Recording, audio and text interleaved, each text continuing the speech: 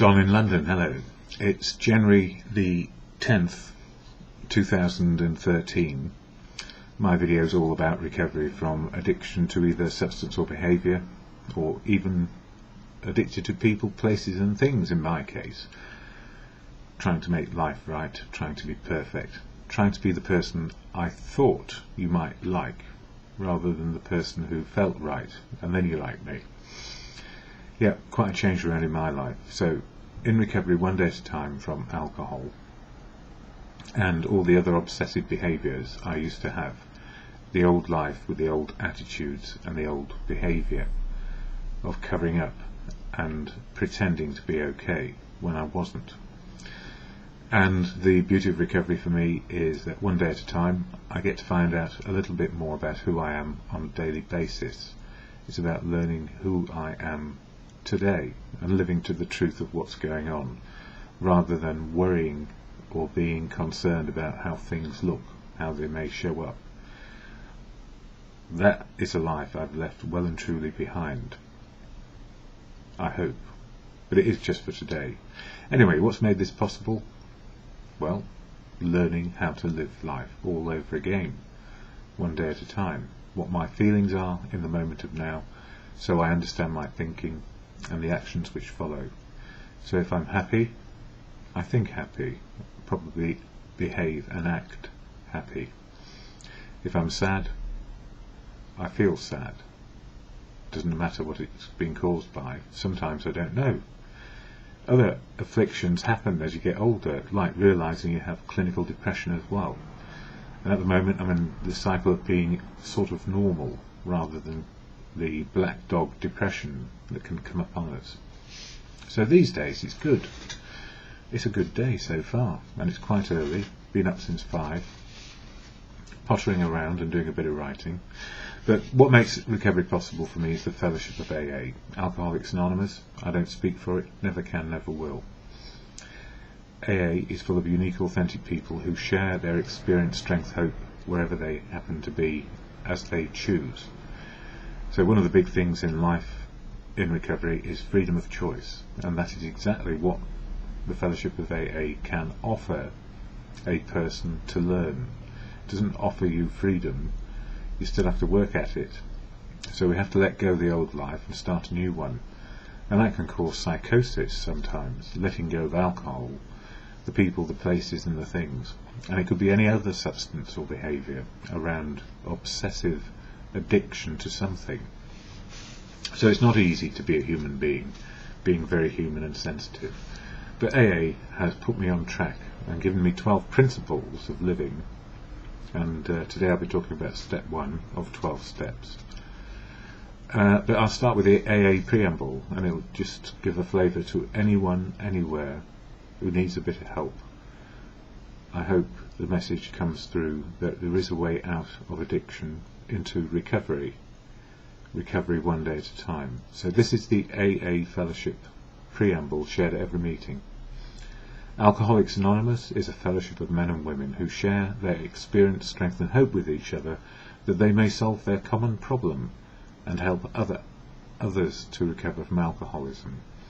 The only requirement for membership is the desire to stop drinking.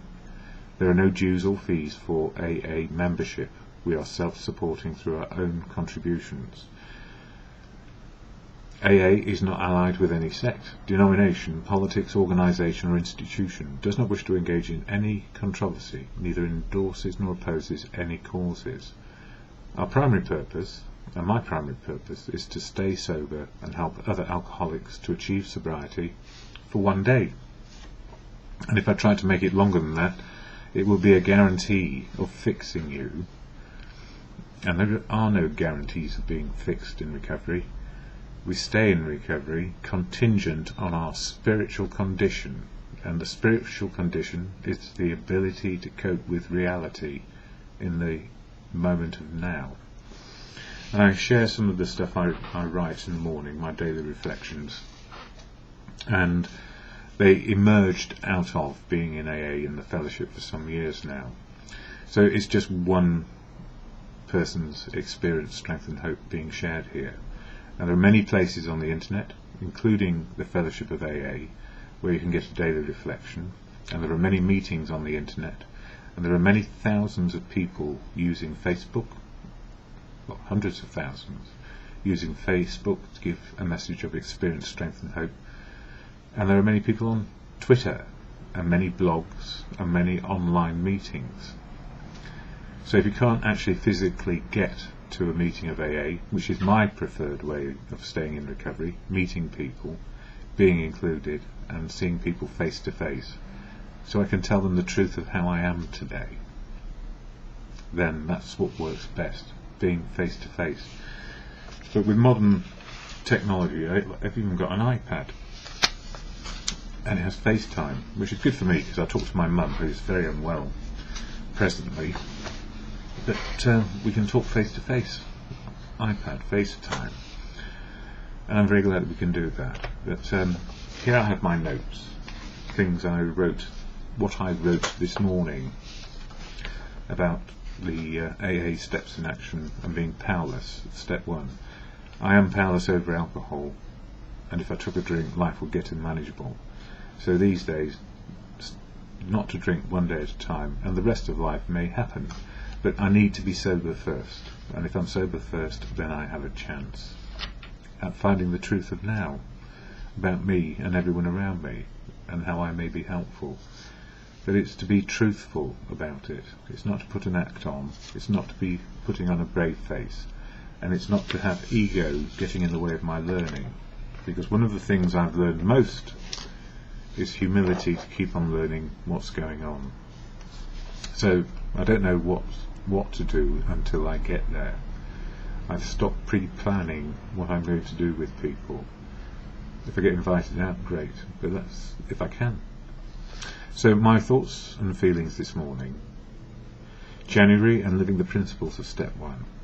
Step 1 reads, as we admitted we were powerless over alcohol and our lives had become unmanageable.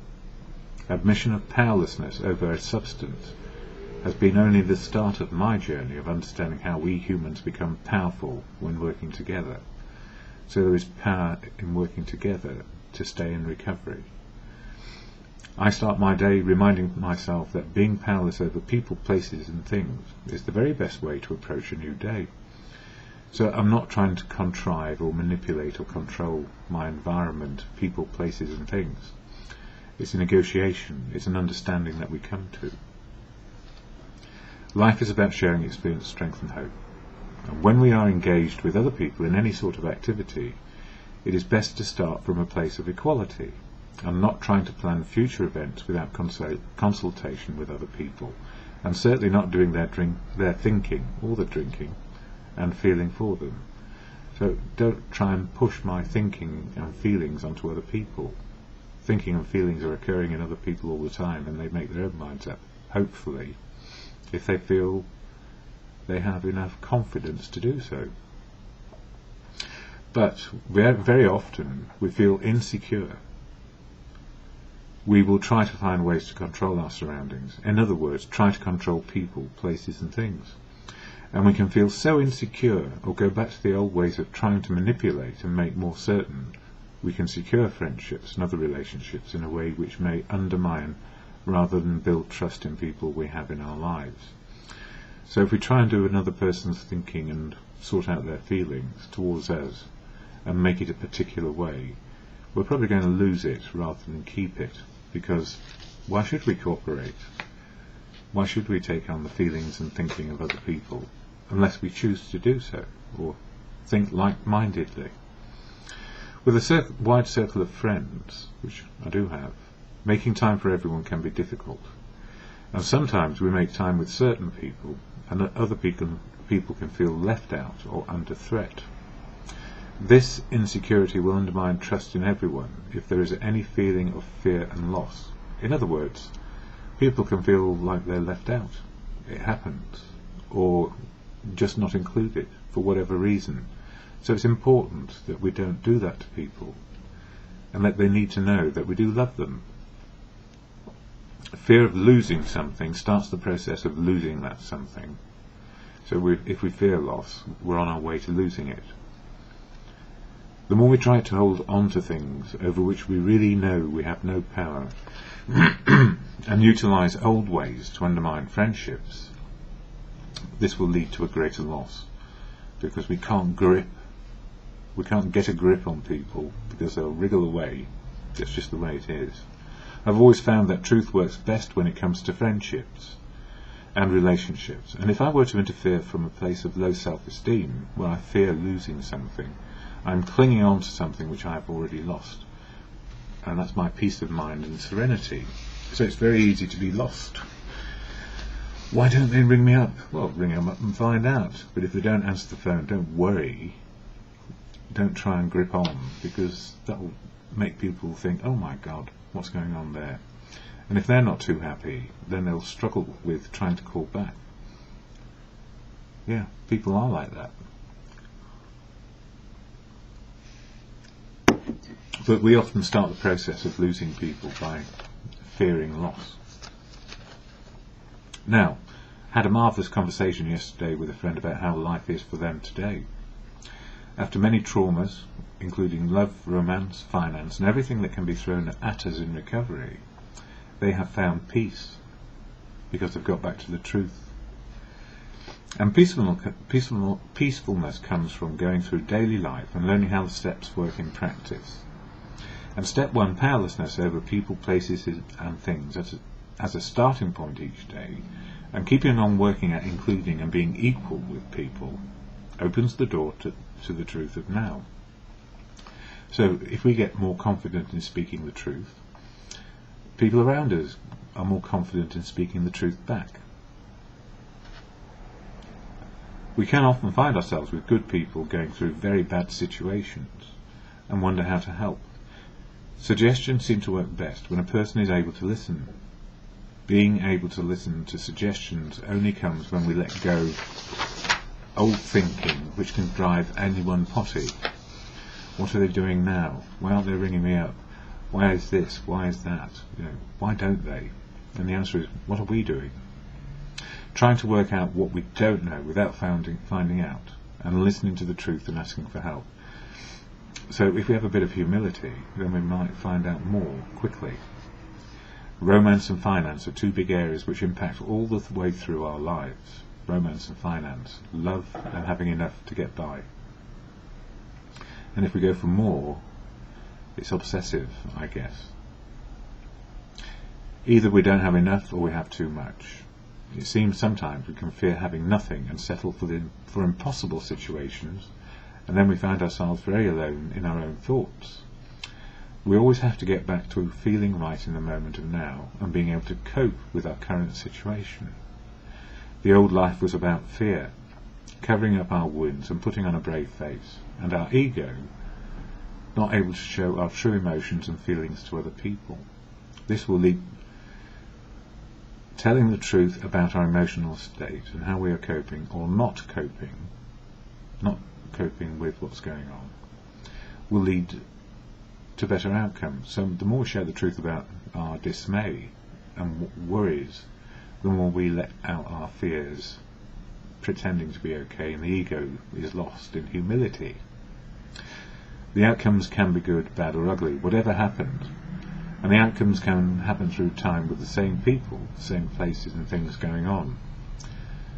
So we learn the truth of how it was and how it is, and what do we prefer and how do we get there. It's very simple: a new life, new truth, new sharing about where we are, what we like and what we don't like. Recovery is often about breaking those old patterns, connected to our romantic interludes, as I call them, in life, and coping with our finances on a day-to-day basis. The old life required a brave face, very often covering up the feelings and making do with unpleasantness just because we didn't want to be alone or out in the cold. And in recovery, breaking those old patterns of behaviour and becoming more open and inclusive, honest to share our truth and feelings, and willing to share our vulnerability will always lead to serenity. Yeah. And sometimes we have to go through the most unpleasant experiences with people because we can't change them and their attitudes. We can simply change our own attitudes and behaviour, which reflects the truth of how we are today, truth of now. and then we get out of the habit of making do and pretending to be okay. Step 1, powerlessness over people, places and things, is so helpful.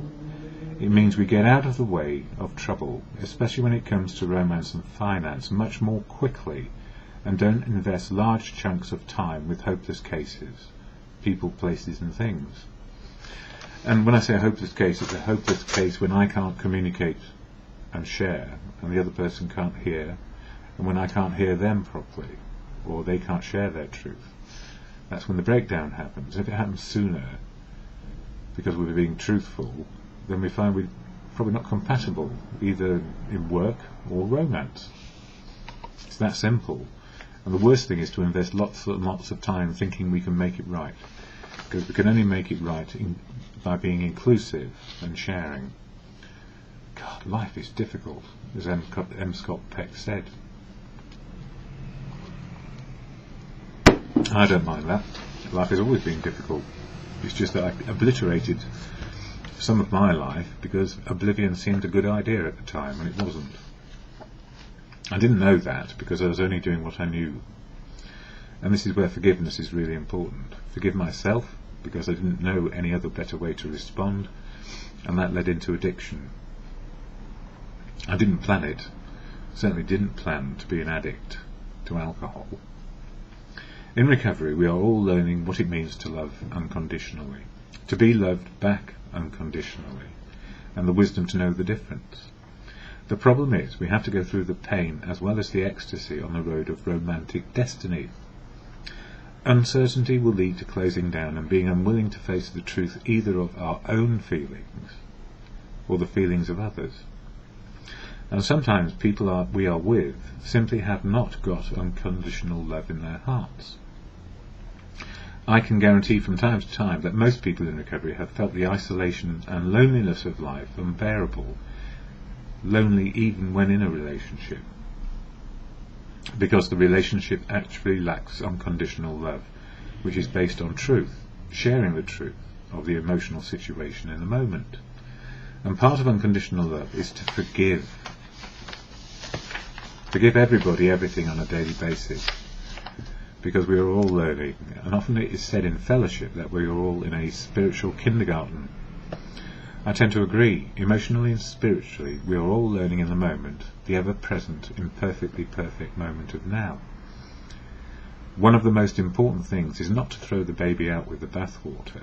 In other words, to separate out the feelings we have in the moment about people we love unconditionally. So we can love them. We can love a person and be very unhappy about their behaviour. Ask anyone with children. But we love them, and that's an unconditional stuff going on. One of the misfortunes is I don't have any children, and I guess that's to their advantage, even though they don't exist, because God knows what sort of a parent I would have been under the influence of drink. I would still be loving, but I wouldn't have been coping too well. Depending on our feelings, sometimes we find ourselves wanting to run away from everything and be very unforgiving of a person. When that happens, I have to sit tight and ask myself, why am I in this situation? Usually the answer is that I have not been living up to my own beliefs, which are to be truthful as much as I possibly can. I don't mean being so blunt with the truth that we hurt a person. We need to learn how to be understanding and share our own feelings first. First I might say, I love you to bits, and yet when you behave like that, it really hurts me. So have esteem for the person and love them unconditionally, but when they behave like this, it hurts. It really hurts, because it's undermining, or it's controlling, or manipulating, or just can't cope with what's going on. You are allowed not to cope with another person's behaviour, and if it's unfair, bullying and all the rest of it, we need to power up other people around us to help us. And sometimes the help is to extricate ourselves from a difficult situation where we have no power. And you can fight till doomsday, but you won't win, because the other person won't change. We can't change other people, but we can change what we're doing and where we are. And if the person understands they can share their truth, sometimes it works out, sometimes it does not work out, and we tell them to bugger off. Not unusual, but soon is said, the less painful life becomes, because we are not invested in the fantasies we might have concocted in our own mind's eye about our own power over people. Telling the truth works if we work at telling the truth with unconditional love in our hearts. We don't set out to hurt people, and most likely we will hurt less people as we go along, one day at a time. Final paragraph. In recovery, with step 1 in mind, humility, as with all the steps, is a key element in living life in the moment. Not being able to cope, not knowing the answers, being frustrated by many feelings all at once, feeling the opposites of love and hate in the moment about ourselves and about the people around us. It is love-hate. We can go either way sometimes because we're bouncing off extremes. And that is very, very uncool feeling. Living at extremes of emotions where love is not unconditional, it is very conditional, and hate and self-hate first, and then hating other people. These extremes seem to tumble along all at once. It's like when somebody dies. We love them and we hate them for going. We can't understand it, and grieving takes time. And we get to a point where we cherish the memories when it's a loss like that. The hardest loss is people still being alive and we desperately love them, or think we do, or feel we do, but they've gone. But they're still alive. And the problem there, the conundrum is, what if I did this, would they come back? Because I really desire them. And the answer is, they don't desire us in that way. And maybe the relationship or romantic part has gone.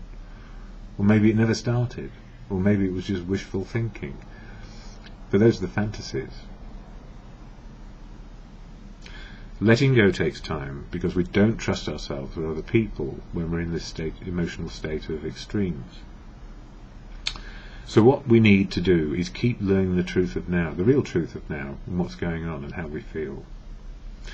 And when we don't know what truth is, keep on listening and sharing as much as possible so that we can break the pattern of old thinking and horrible outcomes that we predict, feeling like it's all going wrong, when indeed in the moment we can cope with help which is around us.